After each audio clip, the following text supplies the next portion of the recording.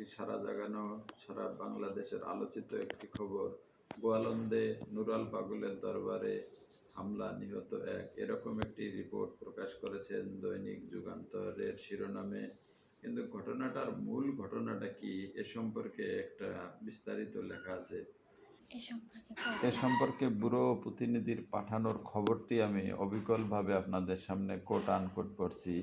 গোয়ালন্দ রাজবাড়ি 23শে August Nural পাগলের মৃত্যুর পর তার লাশ দরবারের মধ্যে মাটি থেকে 12 ফুট উঁচু স্থানে বিশেষ কায়দায় দাফন করা হয়। এটি শরীয়ত পরিপন্থী দাবি করে ধর্মীয় অনুভূতিতে আঘাতের অভিযোগে কয়েক দিন ধরে ইমান আকিদা রক্ষা কমিটির ব্যানারে আন্দোলন করে আসছিল জনতা।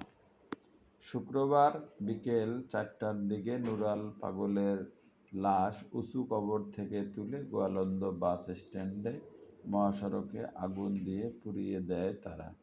এর আগে দুপুরে বিক্ষুব্ধ লোকজন তার বাড়িতে হামলা ও অগ্নিসংযোগ করে জনতাকে প্রতিহত করার চেষ্টা করেন নুরাল পাগলের ভক্তরা। এ সময় রাসেল মোল্লা নিহত হন, অর্ধশতাধিক পুলিশ আহত হয়েছেন।